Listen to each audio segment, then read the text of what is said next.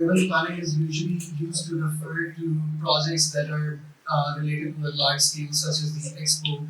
Expo, as most of you might know, Expo Dubai, there's Expo in Qatar, there's Expo in every major city of the world, and there are also events such as Olympics. But there's another skill that we have been witnessing for the past decade at least, and that skill is unprecedented in human history. For lack of a better term that would be ascribed to these projects, we're also going to envelop it in the term of mega projects. The projects that I refer to, the first one is the Belt and Road Initiative, and the second one that has recently been coined is called the B3W, which stands for Build Back Better World. These two projects that translate the intention of uniting global trade or extending the routes of global trade and span across seven at least different continents and combine dozens of countries together and operate in almost every major city of the world, or even in the most even in the most remote parts of the world. They intend to divide at least the Belgian Food Initiative intends to divide the ancient Silk Road, and oftentimes it was referred to as the modern Silk Road. The B3W, which does not really have a very extensive or very, you can say, comprehensive blueprint in comparison to the BRI. It has a much more socially conscious approach to it.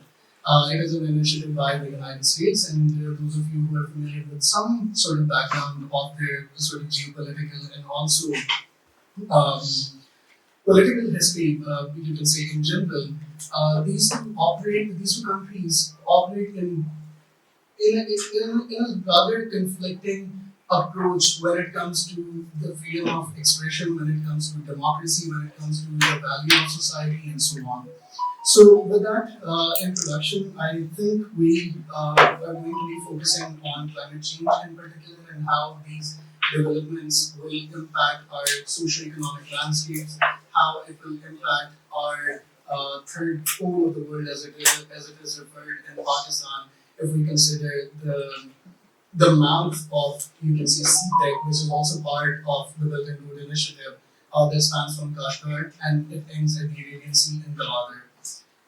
So, as of introduction to our panelists, to my extreme right is Ambassador Mansoor Ahmed Khan. He is currently the director of the BNU Center for Policy Research, a think tank at BNU focused on governance, foreign policy, and national security.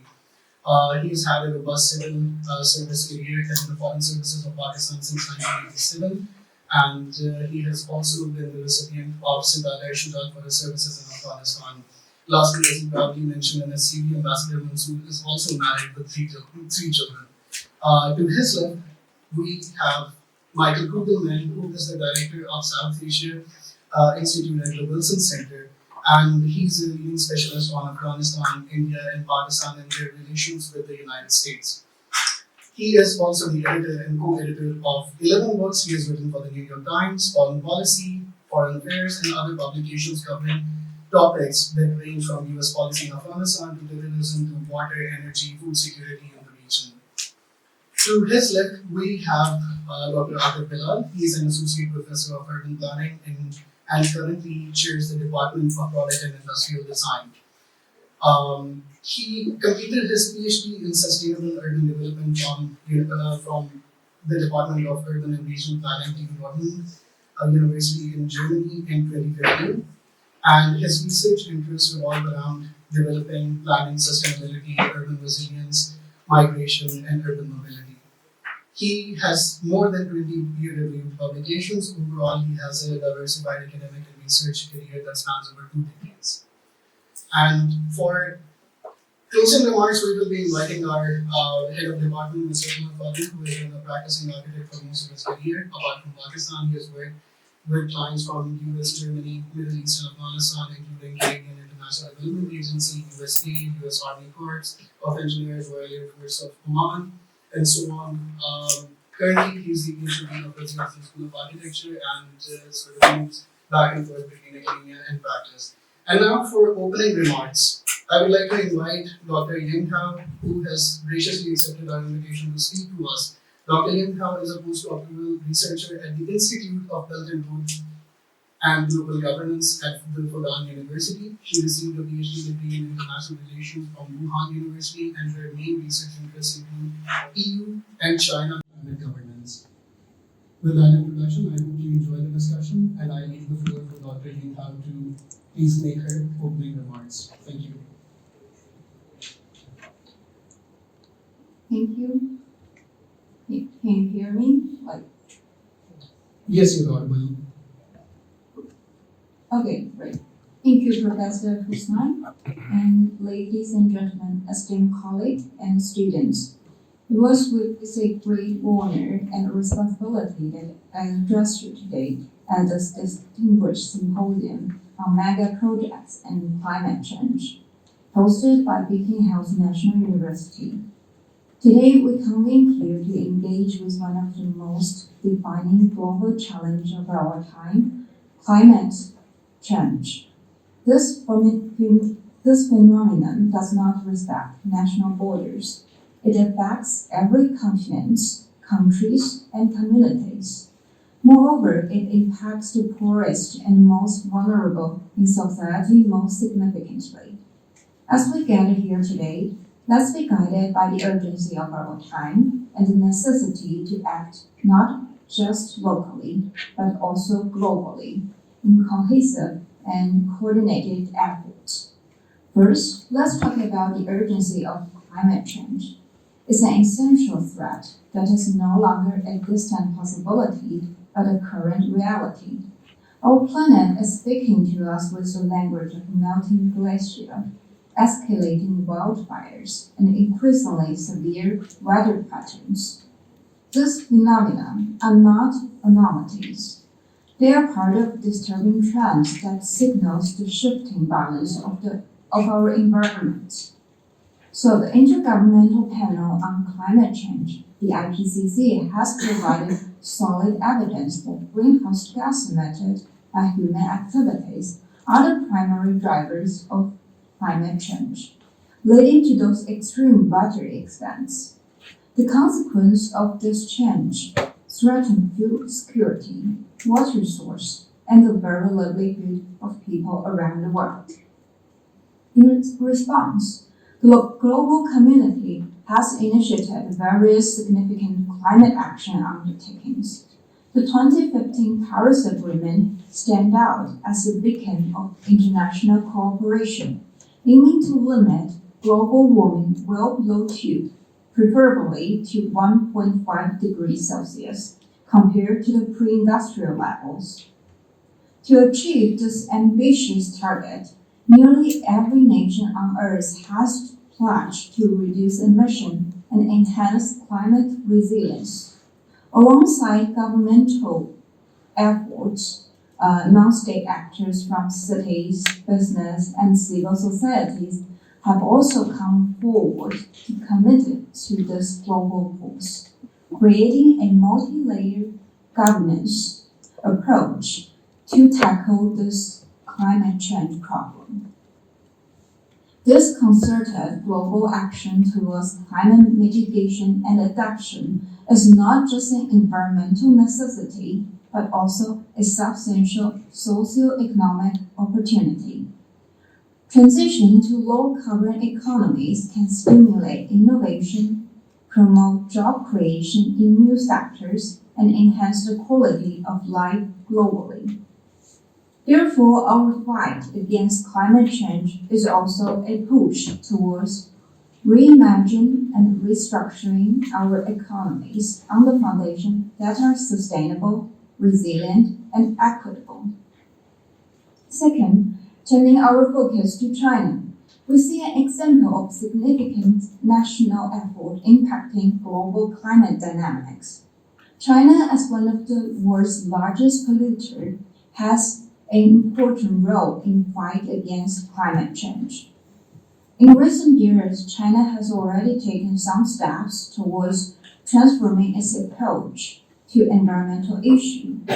China has committed to peak the carbon emission before 2030 and achieve carbon neutrality by 2060. China's climate policy is deeply integrated with the economic strategy, which is evident from the massive investment in renewable energy resources. As the world's largest, or to say the leading producer and consumer of solar panels, wind turbines, and electronic vehicles, China is now turning the environmental challenge into economic opportunities. This initiative not only reduce carbon footprints, but also drive technological innovation and job creations, propelling China towards a more sustainable economic growth model. Moreover, China's green policies are influencing its industrial sectors, shifting the economic landscape from traditional manufacturing to advanced industrial capacity in high-tech and green technology. The shift is facilitated by significant government fundings and policies that encourage reduction in carbon intensity. Those changes are indicative of a broader trend in economic restructuring oriented towards sustainability. Third, expanding beyond the border, China's domestic climate strategy is influencing its international engagement, particularly through the Belt and Road Initiative, or to say, China has the opportunity and many agree, like the obligation, to ensure that BRI become a green initiative. Recognizing the environmental risk associated with large-scale infrastructure projects, China has introduced the Green Belt and Road Initiative strategy. This strategy is focused on integrating sustainability into every aspect of BRI, from the construction of every energy project to the materials used in infrastructure development. Also, the Green BRI also contributed to the UN environmental programs and the UNEP medium-term strategy that looks at resource efficiency, climate change, healthy and productive ecosystems, environmental governance, and etc. This ultimately ties into several of the 2030 UN Sustainable Development Goals, which also act as a blueprint to achieve a better and more sustainable future for all. By doing so, here are some essential practice that has been done. In the late 2018, China released the Green Investment Principle, the GIP, for the BRI, a set of principles for greening the investments along the Belt and Road. As of June 2021, 39 large international financial institutions had signed up to the GIP. In 2019, the BRI International Green Development Coalition was established to engage in the dialogues, exchange, joint research, capacity building, and other activities. It has since attracted more than 150 Chinese and foreign partners from over 40 countries, and also has gathered a positive response. In the mid-2021, China also published the Green Development Guideline for Overseas Investment and Cooperation and the Guidelines for Ecological and Environmental Protection of Foreign Investment Cooperation and Construction Projects. Those two initiatives focus on environmental risk management for overseas BRI projects and supply chains. In conclusion, as we proceed with today's symposium, it is crucial to consider the interconnected nature of climate policies and economic strategies. China's role in global climate governance exemplified the potential of integrated approach that consider both national interests and global benefit. Also, it is really glad to see that in the COP26 summit in Glasgow, the US and China announced a great plan in 2021 to work together on cutting the greenhouse gas emission in the next decade. This is progressive as we get into deeper conversation, so let us keep in mind only cooperation can solve the problem that facing for mankind. And let's think this globally and act locally. And let's ensure that our discussion here leads to actionable insight and that contributes to a sustainable future for all. So thank you for your attention, and I look forward to a fruitful discussion and your insightful exchange. Thank you. Thank you, Dr. Ibn, for those insightful opening remarks, and I think it really chalks out a comprehensive overview of China's policies on climate change and how it intends to move forward.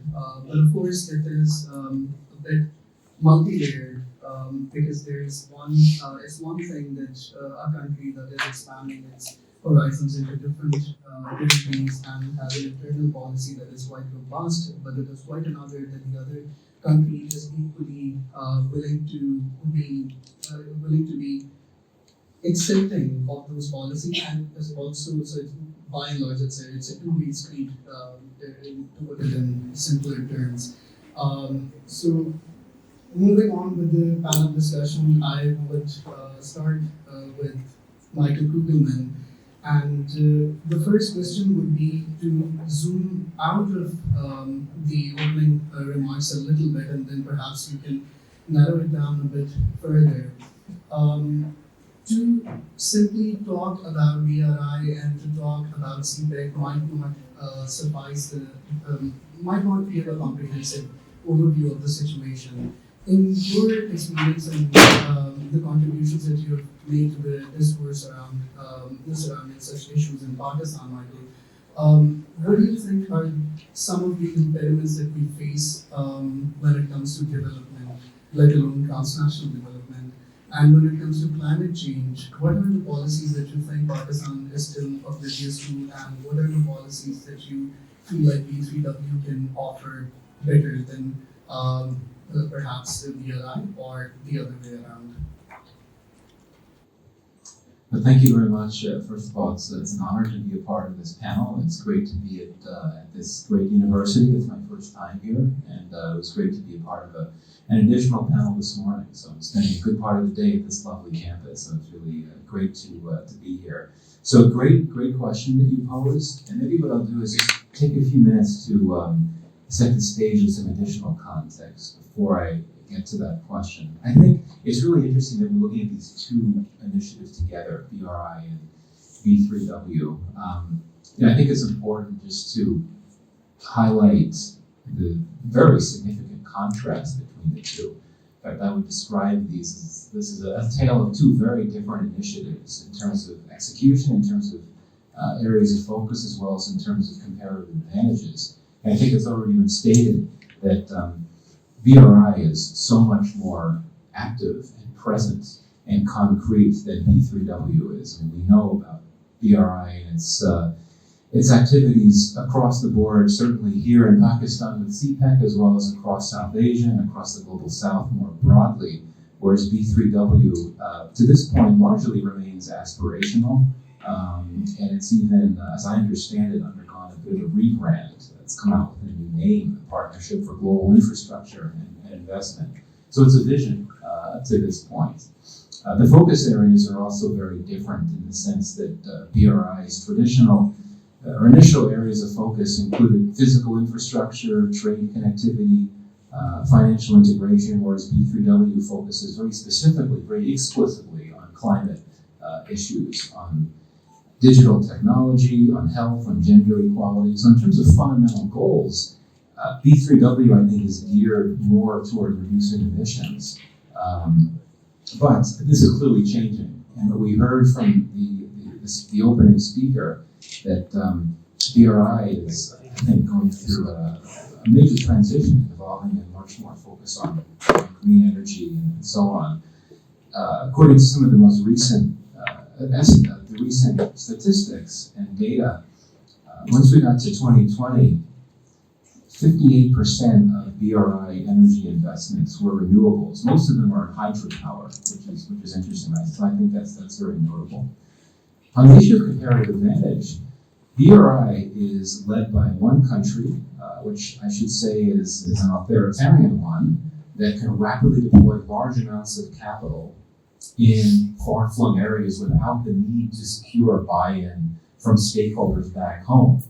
It emphasizes state funding, which is also easy to access, whereas with B3W, it's meant to be more collaborative, it's led by democracies, but this means it takes much longer to get things done. It also emphasizes private sector funding, which takes longer to secure, but this also enhances, I think, prospects for multilateralism. And the perception in the U.S., I know that this might be contested, I think the perception in the U.S. is that when you look at BRI and B3W, BRI has a lower threshold for accountability in governance concerns, whereas B3W places high emphasis on accountability and governance. And so this certainly has a number of, I think, some notable implications. In terms of what we could expect in the future for these two different entities, BRI has, I think, lost momentum, quite frankly, due to economic stress in a number of the countries, including Pakistan, that have hosted investments for BRI. I certainly think that it can gain back momentum if you see economic stabilization in many of these global South nations that are hosting BRI investments. Whereas with B3W, I think that it will have a much more positive future outlook, meaning it can actually be more present and concrete if it can link up with other initiatives and tools that are more active and operational. This morning we talked about the DFC, which is the Development Finance Corporation, a U.S. government entity that is envisaged to be a part of B3W, and it already has been very active across much of the Indo-Pacific. What DFC essentially does is provide support. It sponsors infrastructure projects, but specifically, explicitly, almost uniquely, clean energy initiatives. This is something that DFC has been very focused on. Now, getting to your question about climate change issues in Pakistan, I don't want to speak for Pakistan, for Pakistani views, so my perspective is one as American. But for me, my sense is we hear a lot about how there needs to be more awareness, knowledge building about climate change. My sense is that's not necessarily the case, and that in Pakistan you have so many people that are directly impacted by climate change. They know that something is happening. They may not use the term climate change to discuss it. They may not resort to technicalities like that, but for all of those farmers, fisher folk, others whose livelihoods are heavily reliant, if not uniquely reliant on water, experiencing these severe water shortages, which are necessitating migration, moves, that type of thing, they know that there's a problem. My sense is that the challenge, and I'll end here, the key challenge is on policy levels. How to make this an actual priority. And I think in Pakistan, there's so many immediate policy challenges on the plate. When you're talking about an economic crisis, political turbulence, terrorism, whatever the case may be, it's difficult to centralize the issue of climate change. But for me, as an outside observer, that seems to be the challenge of the day, is how to elevate this issue on policy levels to give it the attention that it deserves. So, thank you for your comments. I think these are all of these areas are quite interesting and very urgent to discuss. I want to expand a little bit on the sort of climate disasters that Pakistan has experienced. I think globally, Pakistan did receive a lot of attention when we were hit by the floods in 2022, and almost 1/3 of the country's infrastructure was wiped away. And we do not still feel the impact of it until we are confronted with droughts, we are confronted with floods, and so on. And these things going to continue to get worse. We have also seen the rainfall in Dubai in the past week, and I think the signs are there. I think it's a reality that we sort of see, but we forget about very quickly. On that note, I also recommend to everyone to watch this movie, which is called Don't Look Up. I think it's a fantastic sort of commentary on how, in this age of short attention spans and this quick sort of views and likes, and within this climate, how do we make sense of the subjects that are quite urgent and frankly quite you can say life ending in a lot of ways. So expanding on the issues of, let's say, climate justice, Pakistan contributes to less than 1% of global emissions, and we are on the receiving end of climate change, or at least we are one of the territories that are most vulnerable to climate catastrophes. I want to now focus this comment to Ambassador Mansoor, and I want to ask for your opinion on the subject that what has Pakistan done in recent years to sort of mitigate the effects of climate change?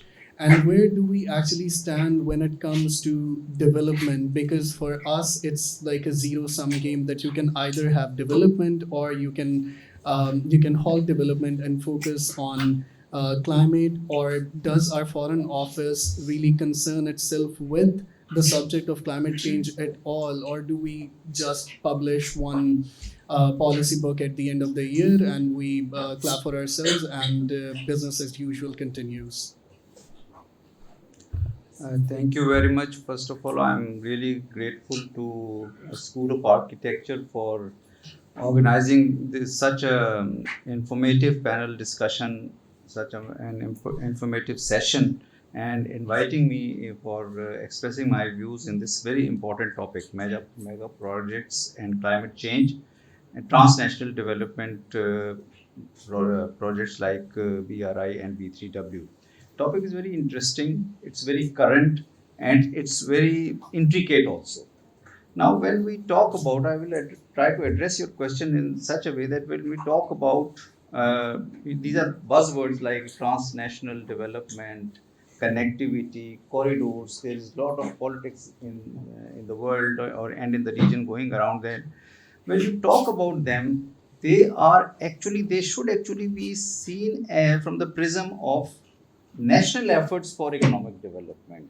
And for countries like Pakistan, for all the developing countries, but for countries like Pakistan, it is important, if they want to have sustainable development, it is important for them to have a consistent economic growth of more than 10% annually in double figures.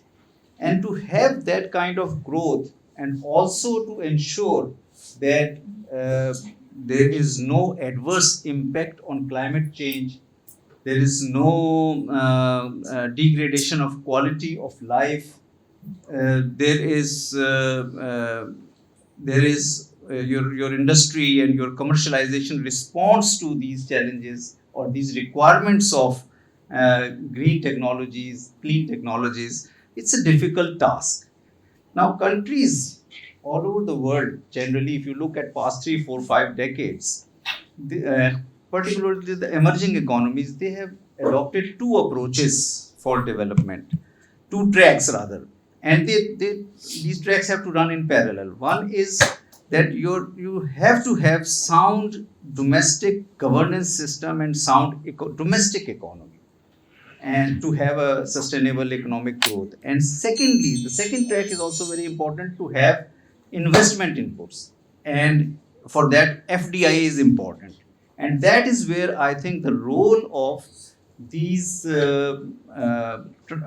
mega corridors or mega projects comes, whether it is BRI, Pakistan China announced this BRI in 2013, and Pakistan immediately became one of the first countries to launch the flagship project CPEC as part of the BRI. Now, if you look at the BRI has both provided many economic advantages to Pakistan. It has brought some around $60 billion dollars of investment into Pakistan. It has provided us infrastructure development, important projects in energy. It has a component on industrialization, special economic zones, but it has not made progress at a desired pace. Similarly, it also has, when you launch on these mega projects and without addressing the other aspect which you have alluded to, addressing to your governance issues, your human development related policies, then you have you face problem, and that is why there are some costs associated with these mega projects. Uh, One of the costs associated with BRI or with CPEC or with any mega project could be debt. And if you are having such large scale mega projects on a constant basis, your economy has to produce a rate of return through which the payments can be made back to whoever the money is providing, whether it is the Chinese government in this case or Chinese private sector. And second is this environmental cost.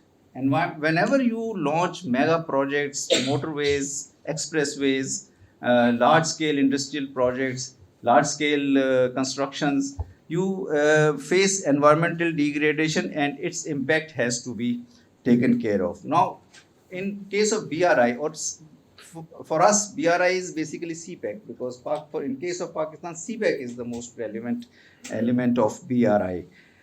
We have completed 10 years, 2014 to 2024, and it has gone reasonably well. There have been some snags. Some sectors have not made enough progress. The second phase, 2024 to 2034, say, is very important. It is here we will have to see how CPEC can be expanded, if it can be extended to other parts of the region like Afghanistan and Central Asia. And similarly, how Pakistan makes necessary adjustments in terms of addressing the challenges like climate. Now, when you talk about B3W, it has also emerged as one very strong global corridor initiative led by United States and also in partnership with many other Western countries. It also provides important advantages, like it expresses support for many core values: human rights, governance, democracy, climate change. It has an advantage of multilateral financing because United States has an important role there. It has strengths, but then it also has still weaknesses, or I won't say weakness, but still gaps. As Michael has also mentioned, that there is still no clarity or no clear model of any particular project to be quoted as a model. And then how the longer term surplus capital will be arranged. It has been the figure which is given associated with this is $40 trillion, but 1.7 trillion dollars $7 trillion up to year 2035. So it's a even larger figure than what BRI has provided. Now, for addressing climate change impacts, briefly, just I'll mention. For example, we want to mitigate the impact of coal. Moving from coal to renewables is a huge challenge. It requires Pakistan is already going through these problems. It requires huge investments. Similarly, industrial and commercial impact, when you launch major industrial or commercial projects. Air quality.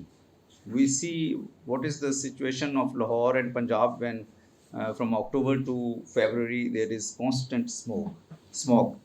And similarly, when you launch mega infrastructure projects, cement consumption is higher, and it leads to many environmental issues. Biodiversity issues are caused. Overpopulation. The question you have raised is actually related to our overpopulation also. Pakistan has to register economic growth, sustainable economic growth for say next 2-3 decades consistently, and has to ensure that environmental conditions, environmental requirements are addressed. So it's a difficult challenge. But in my view, one of the areas which you have, one of the points which you have not mentioned, and maybe you mentioned to in subsequent discussion, and I will also, I'm sure Michael will also like to speak about it when we talk about BRI or B3W, how to deal with the geopolitics associated with these corridors. For example, we with regard to our region, Afghanistan, how settlement in Afghanistan has to proceed ahead. Afghanistan would stay in this shape, in this form for some years, or a change in Afghanistan will come through. By change, I mean that inclusivity and normalization of Afghanistan. Would there be a convergence between US, China, and other powers also about extending connectivity projects from Pakistan or from South Asia to Afghanistan, Central Asia, and beyond? So these are issues which which are hardcore issues and which have to be addressed in this debate. Then Iran is Pakistan's neighbor. If Pakistan decides to have to proceed forward, to move ahead on Iran-Pakistan gas pipeline or on Gwadar-Chabahar connectivity, will definitely face pressure from the United States, maybe sanctions from the United States. So these kind of issues, Middle Eastern landscape has become really complicated. Russia factor, Russia not only just Ukraine conflict, but Russia's diverging view on global political matters or regional political matters. So the real issue, real challenge is that can somehow international and regional environment evolve into a situation where we can see inclusive approach towards connectivity?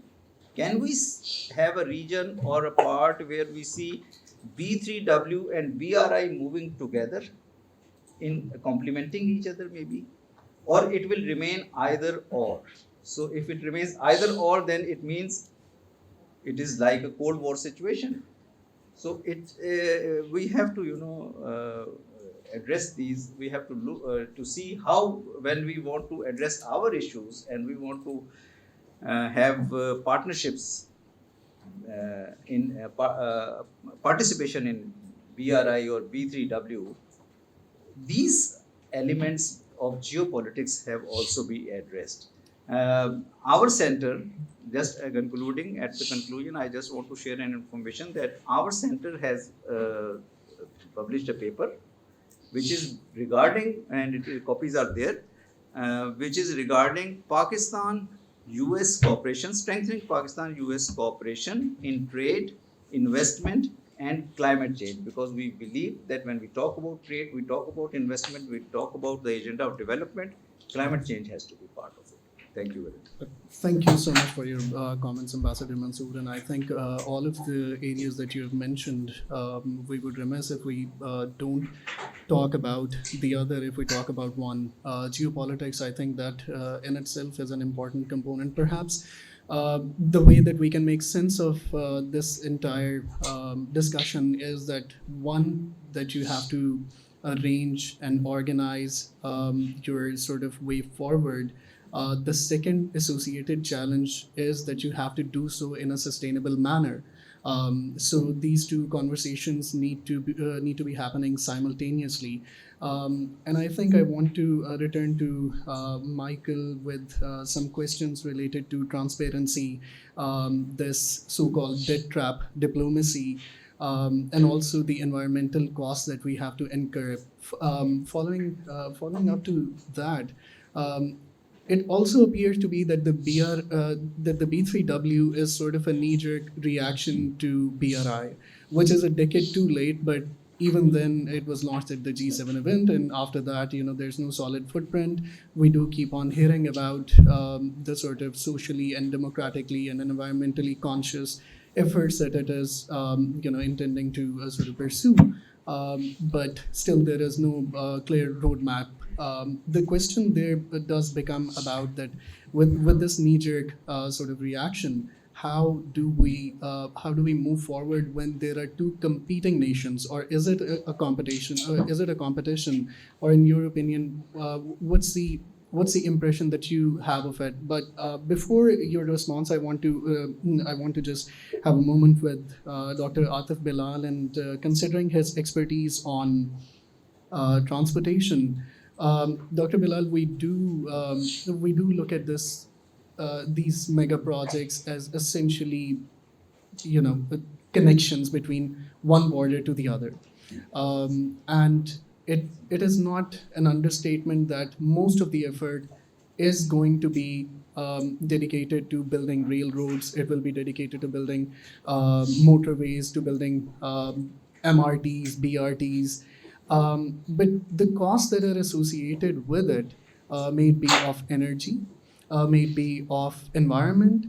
Is there a way that you think Pakistan can reconcile these two elements without having something that degrades the environment, without having something that really puts us that really makes the cost much higher than it already is? Thank you very much for inviting me to this panel discussion. For your interesting question, uh, I should respond to your question in a wider picture. I should delve into some historical discourses of the discussion which right now we are having. I'm seeing this discussion, it has actually taken us some 4 decades back when there was the paradigm of economic development versus environmental development, which actually gave birth to the concept of sustainable development in 1980s. So right now we are actually somehow discussing the same thing again, that so BRI is actually much more economic in nature, and whenever we talk about economic development, so it do have their environmental costs. So it has launched in 2013. After 2 years of that, 2015, we had sustainable development goals, which have their evaluation metrics. Through that, every year the country's progress with sustainability is being actually evaluated. Pakistan still lags behind. It's actually it still ranks more than 125 at this list every year. So we so BRI somehow it has to be integrated with sustainable development goals afterwards, when it has actually evolved in 2013. But I'm not sure that though the speaker at our opening remarks, Dr. Jingao He, she actually responded that the initiative taken under BRI has actually integrated a lot of sustainability concepts. But I'm not sure that how concrete these slogans are. Whether there is any kind of evaluation method, it's actually 1 decade of these projects which are going on. So if there is any kind of evaluative studies, how much damage it has done, and if we talk of Pakistan with respect to CPEC, we are still continuously, we are among the list of top 10 most vulnerable countries in the climate change. Talk of sustainable development, we are still lagging behind. We are not improving apart from a few goals. And if I could, in comparison to that, your question was specifically to CPEC, but if you allow me, if I could talk of B3W slightly, I think the concept of Build Back Better, it has been borrowed by Sustainable Sendai framework for disaster risk reduction, because they have used this term for the first time in 2015 as a Build Back Better. So I think the term is borrowed by from that. I'm not sure. So and that framework actually replaced Hugo framework, which was previously in 2006. So as the name has been borrowed by a framework which is much more disaster sensitive kind of approach, so it actually set its foundation on more principles which are more close to sustainable development. But as the idea has not been materialized yet, the projects are not really running into the real world. So we are not also not sure about its sustainability, but still the topics of healthcare, gender equality, equity, climate and environment, digital technology, these somehow they may have some initiatives which would be more aligned with the sustainable development goal principles. So that is something if from my side. Thank you. Thank you. And I think sometimes even looking at our ranking really helps us ground that how nicely we're doing in the global landscape per se. Moving back to Michael, so there's debt, there's transparency, there's environment, there's competition between two nations, there's climate change, urgency, and there's also the threat of sort of China. I'm not particularly sure what will happen if when China's GDP will surpass the United States, but it seems like a huge deal, or maybe it will have some political.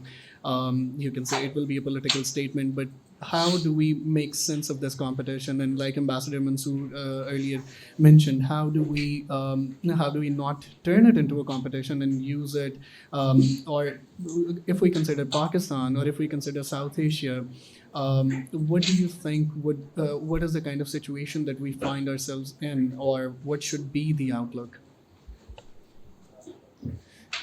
Thank you. So my response will tie right into the point that Ambassador Khan had made about geopolitics. Geopolitics is inseparable from this discussion, and indeed, B3W was an explicit response to BRI, and in fact, in many contexts, U.S. officials will be discussing issues related to countering China, like the Indo-Pacific strategy, and not explicitly mention countering China. But in the case of B3W, you've had senior U.S. officials describe it as something that is meant to counter China. So it's very much a response to BRI. And I think that B3W is meant to be a very concrete expression of the Indo-Pacific strategy itself. Now, you all know what the U.S. Indo-Pacific strategy is. It is the core U.S. foreign policy in Asia, South Asia, and Asia more broadly, and it is meant to push back against China. It's not meant to contain China, and the way it's been described by one senior U.S. official, a name that's very familiar in this country, Donald Lu, when he was speaking at an event marking the 2-year anniversary of the Indo-Pacific strategy, he said that the idea behind the Indo-Pacific strategy is to provide a better proposition than what China offers. So the idea behind the Indo-Pacific strategy is to essentially provide options for countries that have looked to China for economic and commercial support that are seen as better and more desirable than what China provides. And this was actually initially laid out, articulated by Lu's predecessor, Alice Wells, when she made a speech at the Wilson Center back in 2019. It was the first time that a U.S. official had publicly formally opposed BRI. And in the speech, she was, of course, very critical of BRI, very critical of China, but she also laid out in a lot of detail about how U.S. investments in Pakistan, because she was speaking about CPEC, could be more desirable for Pakistan. So she talked about things like transparency and equitability, and deals and investments that simply work out better for the Pakistani people. So that's what B3W is meant to be from a U.S. perspective, which I think makes it more disappointing that it really hasn't gotten off the ground in terms of concrete achievements. But I don't see how you can separate this from the broader U.S.-China competition, and we know that great power competition is one of the big core foreign policy themes of the moment, and U.S.-China competition is the core manifestation of that. I think that we've never seen a more intense competition between the U.S. and China than we're seeing now. But I would come back to try to look at this with a glass half full. I would go back to one of the comments that was made by the opening speaker, which I believe she noted that concerns about climate change and fighting climate change are goals, are interests of both the U.S. and China. And I think it's important to remember that the Biden administration, including President Biden himself, have specifically laid out areas where they would like to see cooperation with China. And climate change is one of them. There are, I think, 5 or so. And when President Biden was still a presidential candidate, he published an article in Foreign Affairs where he laid out these issues that he thought deserved cooperation with China. He talked about climate change, he talked about non-proliferation, global health, and some others. But that brings us back to this, to an important question. Is there space for the U.S. and China to actually talk through these climate issues, right? And just a very brief anecdote. I'm sure many of you are familiar with Senator John Kerry, who had been appointed as the climate change czar in the Biden administration. It was the first time you'd had a position like this. It was a very important position, so important that it was housed on the National Security Council. So, according to some reports that came out soon after the Biden administration took office, John Kerry actually made a pitch to the president that basically the competition with China be put on hold so that the U.S. could pursue climate change talks with China, which I think is a very ambitious proposal. As we know, he was not successful with that, Kerry. But I think it's important to keep that context in mind, and maybe there could be scope for Beijing and Washington to discuss these issues. Final point, very briefly, you had mentioned debt trap diplomacy. It's become one of these big catchphrases that so many talk about, and I think it's important to put out there that this is contested. There are many that argue that there's no such thing as debt trap diplomacy, that it's something that harsh critics of China come up with. And I think there's something to be said for that, in the sense that if you look at, in a South Asia context, the countries that are receiving loans from China and that are indebted, in many cases, including Pakistan, China is not the top source of debt, right? So in Pakistan, for example, when you look at Pakistan's public sector debt, the greatest percentage of that has come from public companies, from corporations that are hemorrhaging debt, like PIA and so on. It's not Chinese loans that is the biggest reason for that. It's the same with Sri Lanka. When Sri Lanka had its horrible economic crisis some years ago, a lot of critics of China were saying, "Oh, this is Sri Lanka's decision to take on so many loans from China. That's why it's indebted." There were a series of economic policy mistakes that the government in Sri Lanka took over many years that contributed to the debt even more. So I just wanted to put in that caveat about this term. Fantastic, thank you. So I think we are running out of time, so I would just pose just two questions, and these are somewhat related to the topic under discussion, and then we will open to the audience for question and answers. So you have traveled Pakistan, and Ambassador Mansoor has also traveled across Pakistan and also to other countries. I'm sure Dr. Atif, with his interest in transportation, has done so as well throughout Germany and so on, Germany and Europe in particular, I should say. There is often a misunderstanding of the rural environment. People say that rural is urban in the making. When we look at Pakistan, when we look at its economy, when we look at the people and the opportunities that we have, and if we consider the low-hanging fruits, agriculture, we just can't miss agriculture as one of the key sectors, and also one of the sectors that we have the infrastructure for, we have the technical capabilities to expand on, and agriculture invariably will become part of either B3W or BRI and so on, and it will of course be one of the first sectors to be integrated in the export industry as well. While we are catching up on the technological transfer, we are catching up on the modern technology and so on, if we are ever able to do so. But I think agriculture does remain as they say in the textbook, the backbone of Pakistan.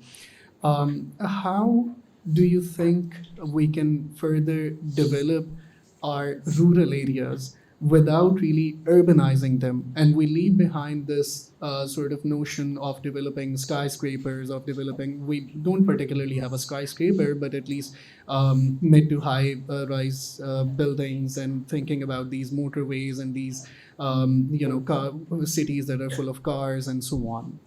And this is open to all the panelists, and we can have a brief comment on this question, and then we will open for questions and answers. Please feel free to answer. Anyone.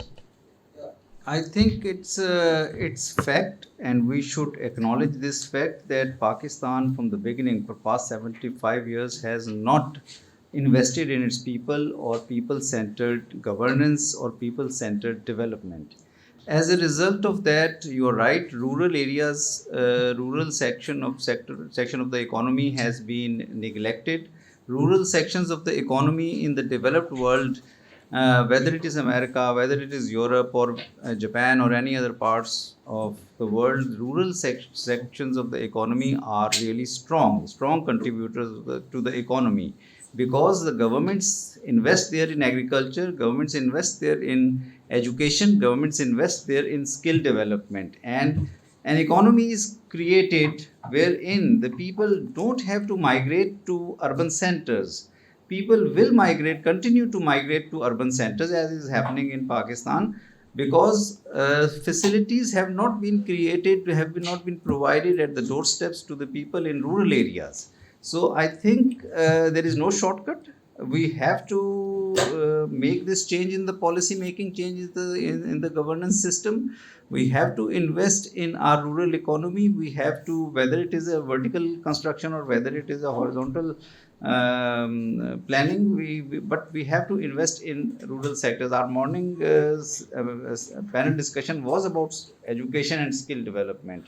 Pakistan has, as I already stated in my earlier intervention, that overpopulation or population growth rate is a big problem, and when you look at other socio-economic indicators, education or literacy rate is one of the lowest in the regions. So I think with a country of 250 million people, unless and until we address these basics and fundamentals of our economy, fundamentals of the social sector of our economy, we will continue to be receiving or taking debts from abroad for running an elitist economy, and the problems, the challenges faced by the people will remain unresolved.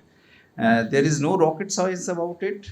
I have been part of the governance system for past 35 years. We have not been able to bring a change, and the younger generation obviously blames us.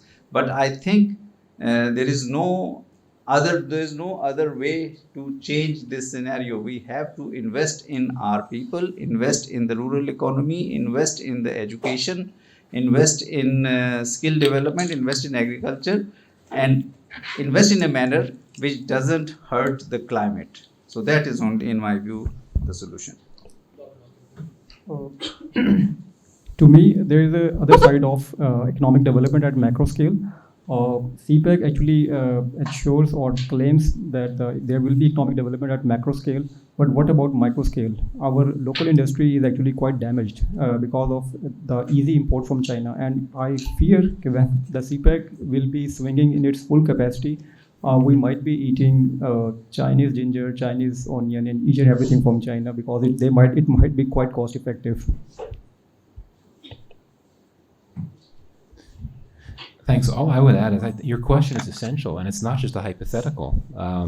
I think that agriculture, as we all know, is incredibly vulnerable to climate change, and agriculture will be decimated by climate change. And if you look at just the flood example that you mentioned a few years ago, the catastrophic floods, looking at the catastrophic damage to agriculture and the broader impacts that had on the Pakistani economy, such as having to increase food imports, it's very clear that this is something that policymakers are going to need to grapple with sooner rather than later.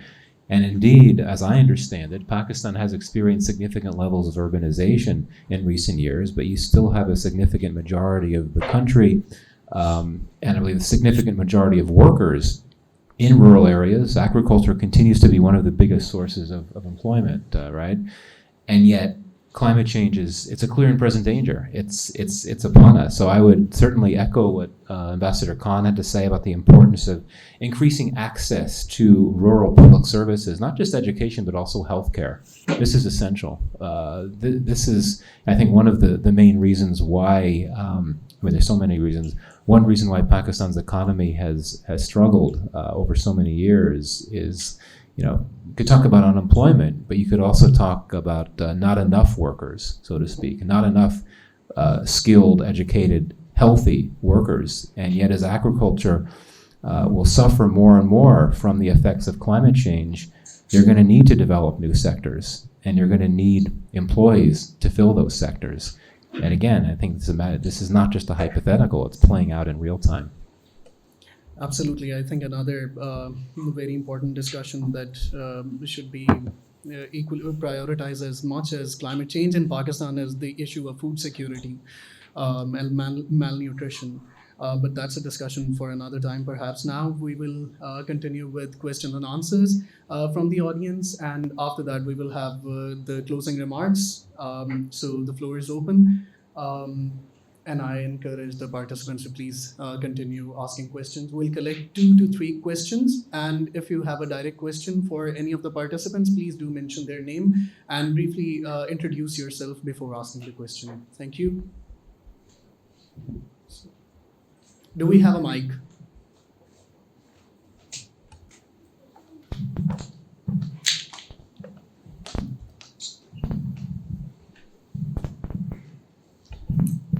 Hi, my name is Hamza. I'm an assistant professor at ComStats. My question is more perhaps to the ambassador and to Michael. Sustainability has generally become a buzzword. I'm glad that right now when we're talking about it in the context of environmental sustainability with economic sustainability, political sustainability, and cultural sustainability as well.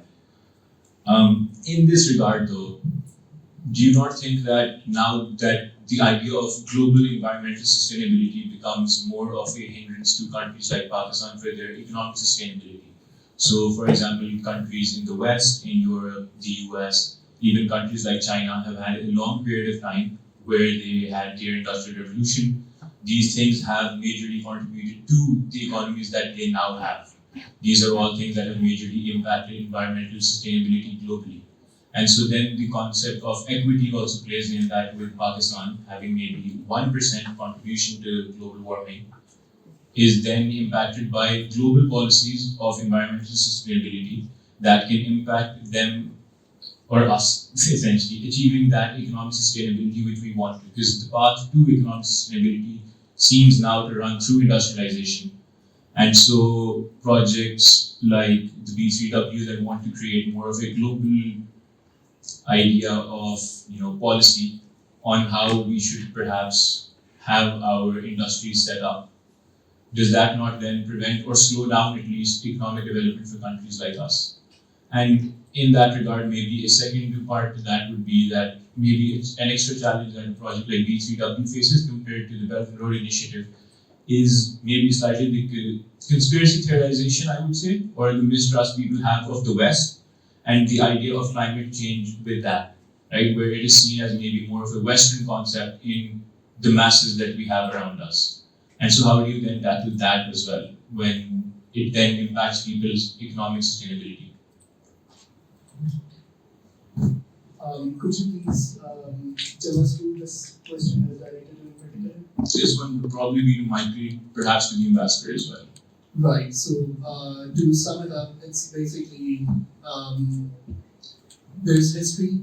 The Western civilization has developed itself, and now it's time for our development, but we can't develop, and we don't contribute much. And now, what do we do with this situation when they talk about sustainability and ask us not to burn coal? Because in a country of 220 million, if we start burning coal, the whole world will be fried. Thank you. I think that that's such an important question, and it gets to the crux of this notion of climate justice. And in that regard, I think that we need to bring attention to the major achievement at not this most recent COP conference, but the previous one, when you had an agreement on a new loss and damage fund. And of course, Pakistan was chairing the G77 that negotiated that deal led by Sharif Rahman, the climate change minister at the time. That was a huge deal, and it showed that the West, or I shouldn't say the West, the developed countries of the world are at least receptive to the idea of something like that. But to be very honest, when it comes to the U.S. Congress and many legislatures in Western capitals, maybe a lot of reluctance to agree to significant amounts of funding to provide to developing countries for climate change mitigation adaptation. It's unfortunately a very sensitive political issue in many Western capitals, unfortunately. But at least I think it's important to flag that achievement. But I don't really have an answer to the question. You know, you're very right that it is on a very basic level unfair in the sense that the industrialized world polluted for many years to build up its economy, and now the world has evolved to the point that climate change is so much more serious than it was decades, hundreds of years ago when the industrializing countries were polluting away to build up their economies. And it's true that the global south doesn't have the luxury of doing that. It would bring some attention here to the position that India took several years ago at COPE. India, of course, has long seen itself as a leader of the global south, though China, of course, has a claim on that as well. Now, I can't remember what year it was specifically, but there was one year when Modi, when he was making his statement, he sort of veered away from what had been the typical, the customary Indian position, which I think reflected the broader global south position, that it's not fair to be pressuring us to be focusing on emissions given what happened. But he sort of moved away from that position, which I think was a recognition on the part of some countries that that position might have to change just because of necessity. But I don't have a good answer to the question. There is a level of injustice. I think the term climate justice is a fair one, even though some in the West don't like that term. But how to get around that is the important thing. And that's where the issue of climate change negotiations are essential, why these COPE conferences are so essential, why it's important for the world's biggest polluters, including the US and China, to be talking about these issues. So I would just say that. In terms of the other question about whether potential disadvantage of B3W is a sense of mistrust on the part of many countries, I don't necessarily know about that. There's certainly a lot of mistrust about the West, but I think that climate change is something that's, I would argue that there may be more climate change deniers in the West than in the global South. And again, that's because in the global South, it's playing out so much more vividly. You have such huge levels of vulnerability, and it's important and it's impossible to avoid and ignore and not be aware of just how real of a threat that is. Whereas in the US, I think there's more of a luxury for some people just to wave it off as some type of weird conspiracy theory, which is a very dangerous thing. I think after the formation of United Nations in the subsequent decades, what happened was that this international discourse evolved into two blocks. As Michael has also used the term South and North, or developing and developed countries. And there they developed interesting jargons which have become a constant part of this discourse.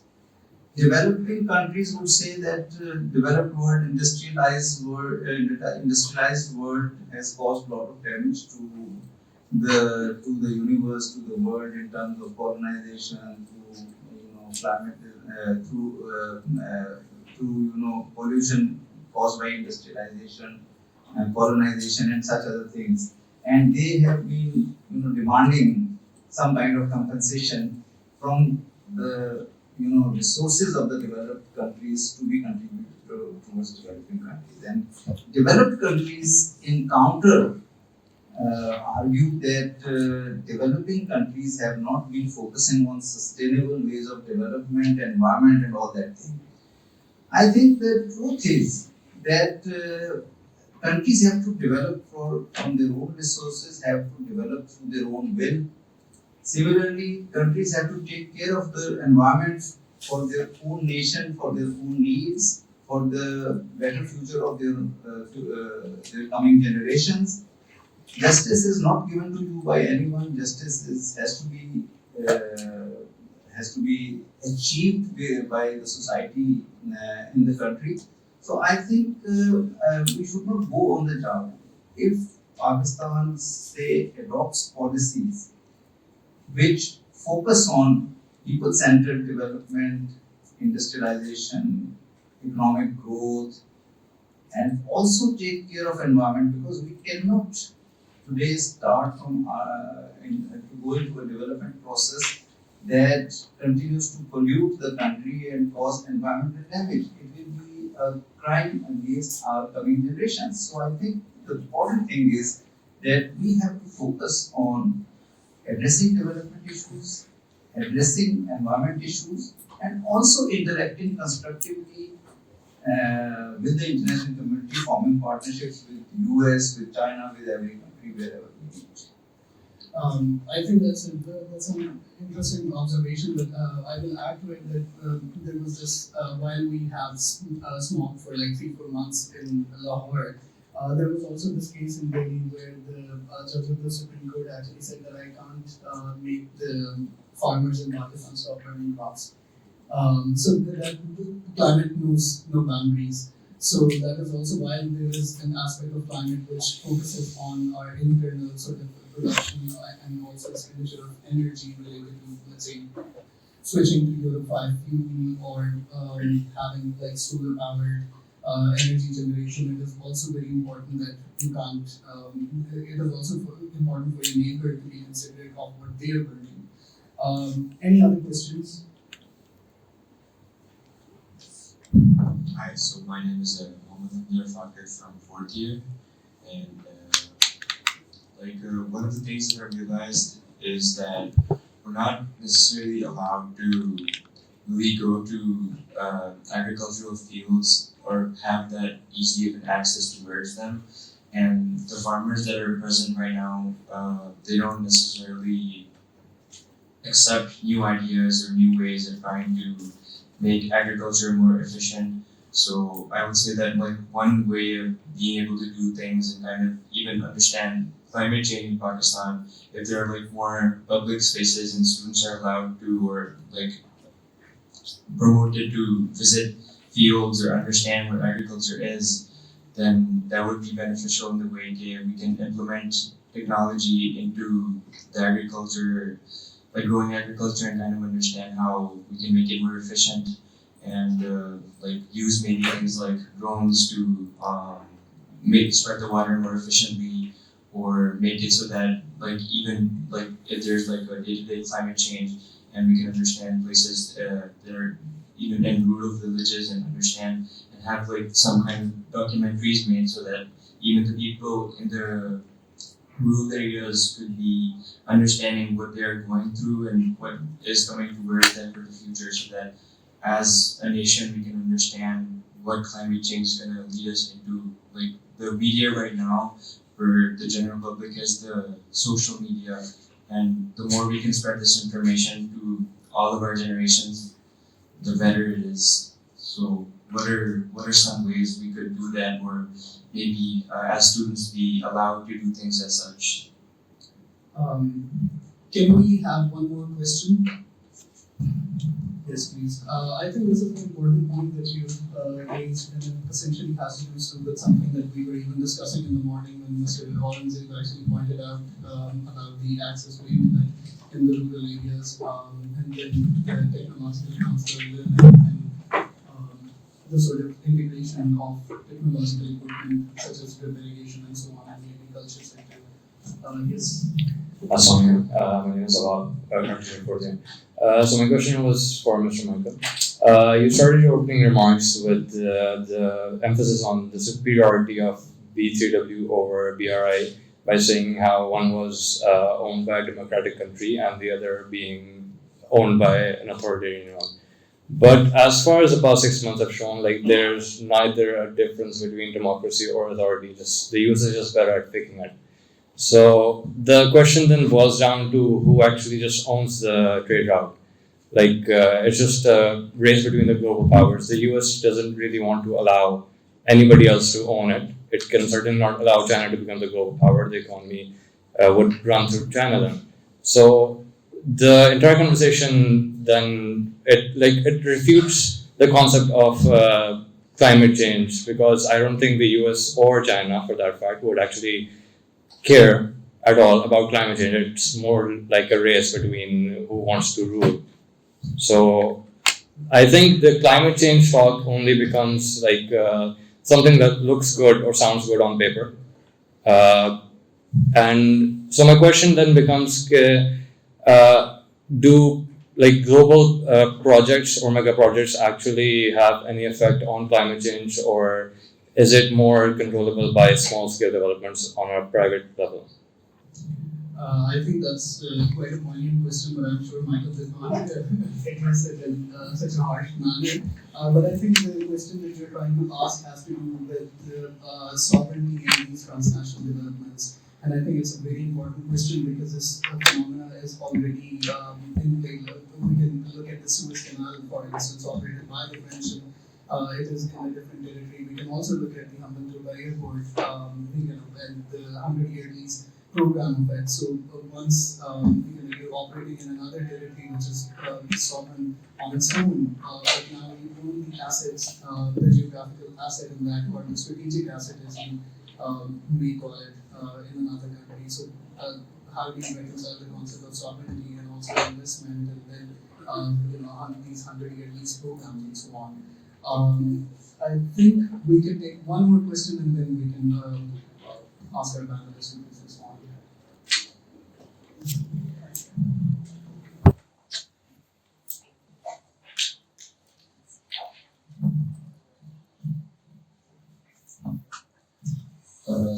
Sulman Mirza from fourth year, and the question I'd like to raise is that what lessons can Pakistan learn from other countries' experiences with BRI projects and B3W projects, and how we can use those as an example to mitigate risks, maximize the benefits, and basically improve and safeguard our own national interests while fulfilling the initial requirement of those particular initiatives. So, in particular, I just like to see what prominent examples or models that Pakistan can follow that have been the most successful and would be most relevant for our future interests. Great. But just so you know, CPEC is the flagship project of BRI. So we don't particularly have the first one that goes through the wall always gets bloody. So with that, I think we can please feel free to comment this. I think I'll start with this last question, that what are the lessons learned from BRI and what particularly we can learn from the success of any BRI project anywhere else in the world. I think the best learning model for us is actually the CPEC, because CPEC, no other BRI project has made progress consistently for 10 years. CPEC, despite many issues, it has made progress in many components of it for consistently for 10 years. And large amount of roads and infrastructure development has taken place under the CPEC project. The problems or the impediments which have been faced by Pakistan in taking forward this project, or particularly the areas where progress has not been made at that level, such as special economic zones, it is actually basically partly the fault of Pakistan, partly because of the security environment, which is maybe to some extent beyond our control, but we have not been able to make desired progress in SE. And in terms of security also, we have seen that Chinese workers, professional engineers have constantly been targeted by the terrorist elements, and somehow the security provided to them by Pakistan has not been foolproof. So I think lessons for Pakistan in terms of BRI, in terms of CPEC, because the next 10 years CPEC, Pakistan's will has been to extend CPEC in north to Afghanistan and to Central Asia in our northwest. If we have to achieve that, we will have to ensure that CPEC makes progress, considerable progress, significant progress within Pakistan first, and then as situation improves in Afghanistan in terms of the ground situation in Afghanistan and relations with Pakistan, then the CPEC can be extended to Afghanistan and Central Asia.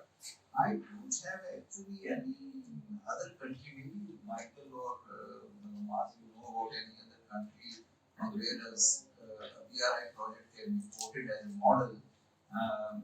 We can, I think, look into that, but I think we already have a lot of experience in seeing what has gone right with the CPEC and what has gone wrong with the CPEC, and we can address that. So, thank you. Yes, so to your question, yes, I didn't use the word superiority. I wouldn't want to imply that B3, how could B3W be superior? There's really nothing to it on concrete levels. It's a vision. Whereas BRI has all kinds of success stories because there's actually been projects, so many projects implemented, certainly here in Pakistan, but also beyond. My point was that the way that each, the comparative advantages, that's the term that I used. But point taken, for sure.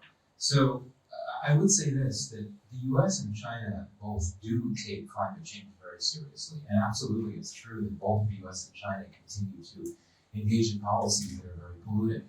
And China continues to use coal very heavily, just as India does, for that matter. But if you look at over the last few years, if you look at the balance sheet on major US and Chinese investments overseas, they've taken a major turn toward the greener, so to speak. So I don't remember if this was mentioned earlier, but some years ago, China's government announced that it was no longer going to invest in coal projects abroad. And I think that's still in play today.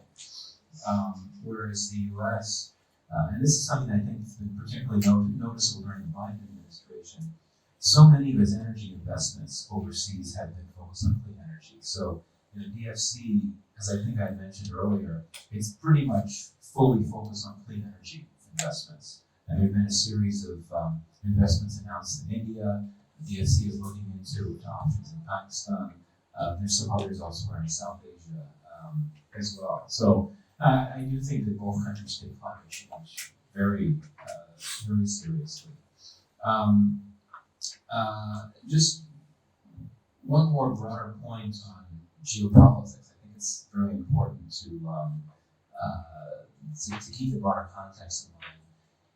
Can you talk about how B3W was a US-led response to BRI? But let's not forget that at one point, during the early years of BRI and CPEC, the US supported both, right? You had David Hale, the ambassador to Pakistan at the time, who gave a series of media interviews singing the praises of CPEC and saying, we look to the day when the US plays a part in it.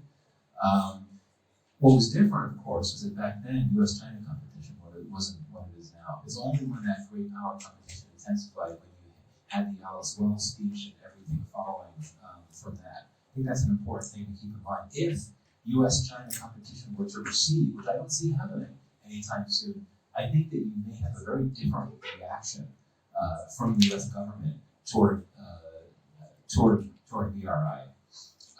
Final point that I'll make, and again, I meant to mention this earlier, bringing things back to the US-Pakistan relationship, climate change is actually a growth area for cooperation in the relationship right now. If you look at some of the newest initiatives in the bilateral relationship, they revolve around climate-related issues. There's something called the Clean Energy Alliance Framework, Green Alliance Framework, sorry.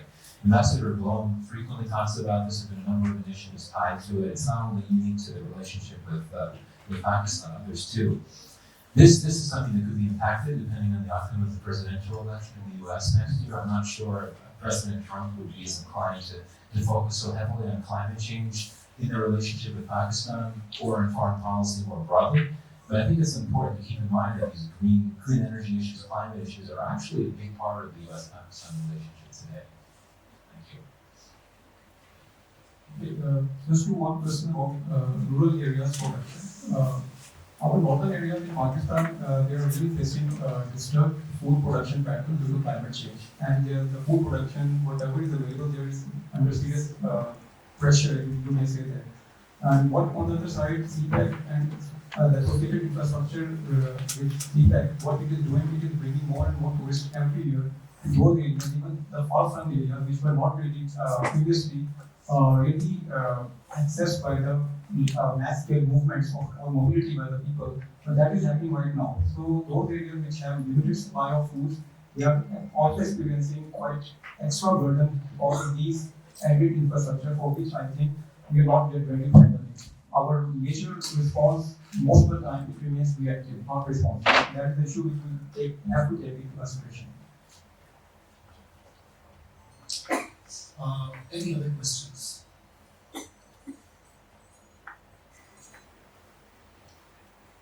Perfect, thank you.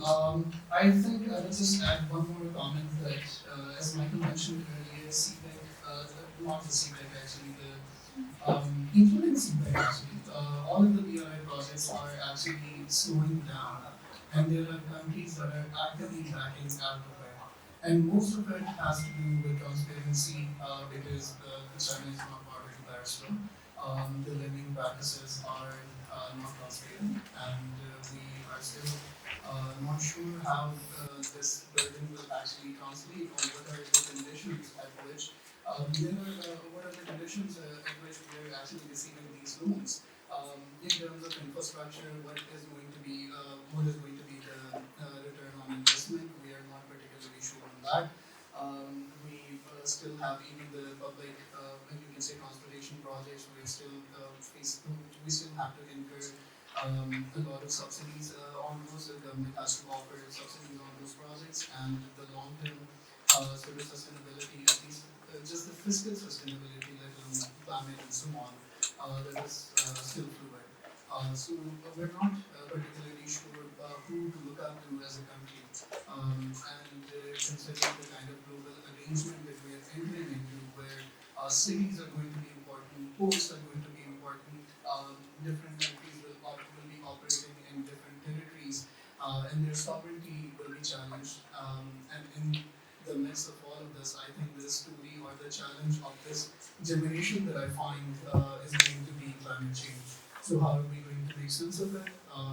If we are still alive, I think we'll find out. So now I will invite Mohammed Farouk to please offer closing remarks, and thank you all for your time and patience.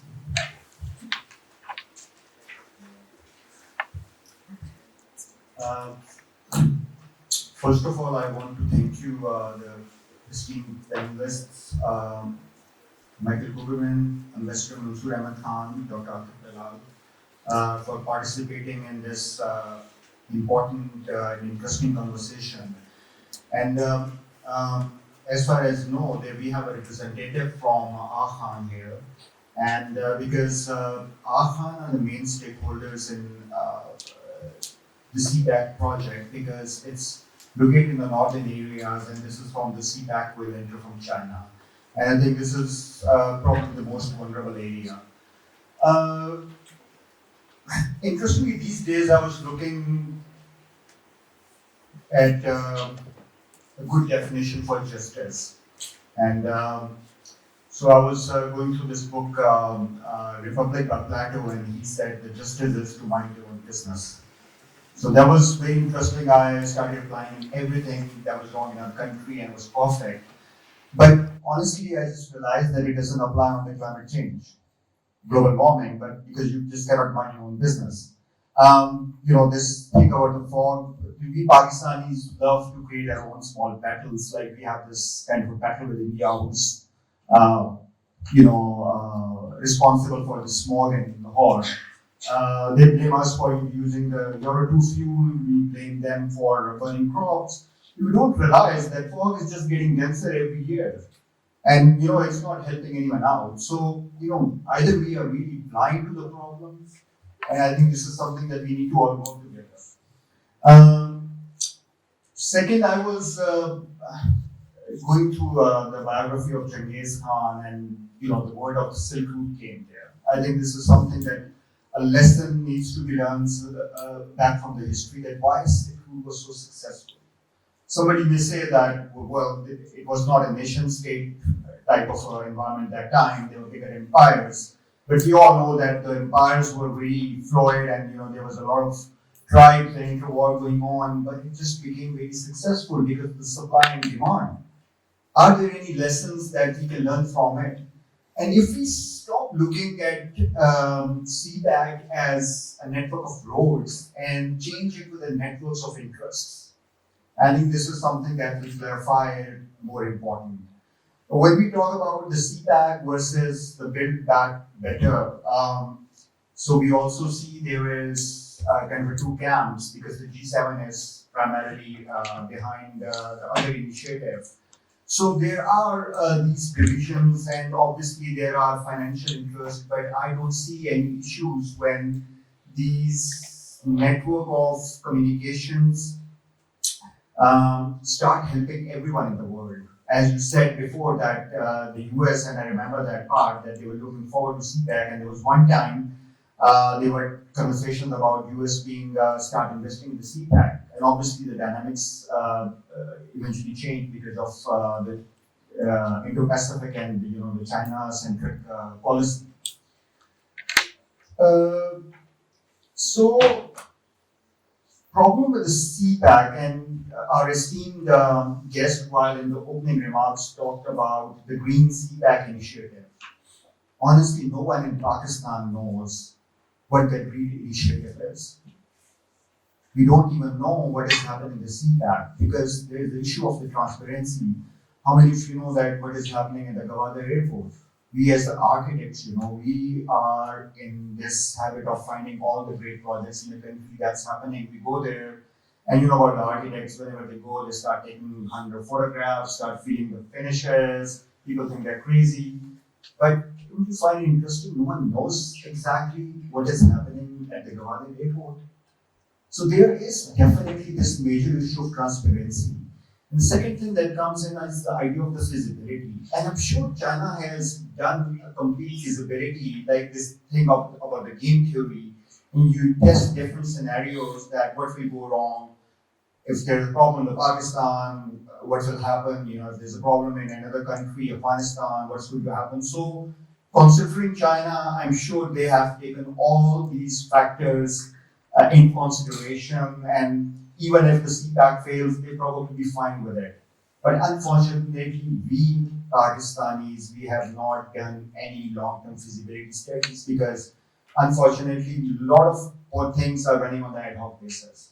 So even if this idea of the debt trap is real, you cannot blame China for it. If we don't understand that the dollar is, the rupee is going through the devaluation, the economy is not going good, the terrorism is going to have a problem because you have to pay back the interest anytime. So I think we are to be blamed for this thing. And the important thing is that really I would like to know more about these green initiatives about the CPAC because this was actually a new thing for me. Second thing, people like to take this optimistic approach. The architects like pessimistic approach, like also to look at the darker side of the things. Because somebody said in the latest research that you cannot stop global warming. You cannot stop the climate change. So what is going to be the next strategy? Next strategy is going to be how to survive the climate change. So we were talking to our colleagues at the TU Delft University, Netherlands, and they came up with a very interesting term that was extreme architecture. So I think we, as a profession, need to consider the worst case scenario, that what the things are not going to come back to normal. And I feel that our coming generations, some of them are sitting here, they are going to be living in a different world, for better or for worse. And they will have a lot more challenges that are going to come their way. So maybe the whole idea of these new initiatives, either the US-led Build Back Better World or China-led BRI, they need to factor in those challenges because I don't think that putting solar panels or running EVs and doing those things is going to have any significant impact. The floods will be there, the fires will be there, droughts will be there. Michael, you're probably enjoying a very nice April here. The Aprils are not like that pleasant. So, by the way, there is another rain coming in next week. So this is actually an anomaly.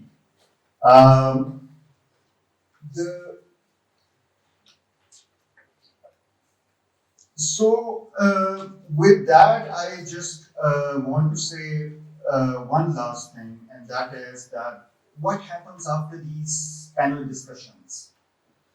Okay, we have a good discussion, then we all go home and then we forget about it. I think, considering that the BNU now has a policy unit, I think we should try to summarize some of these points and try to engage government. They say that you should not go silently into the dark night without making some noise. So let's make some noise. Let's publish some policy papers or our observations and share with the government, and then just wait if we can get respond to it. I think this is the best we can do. Thank you very much.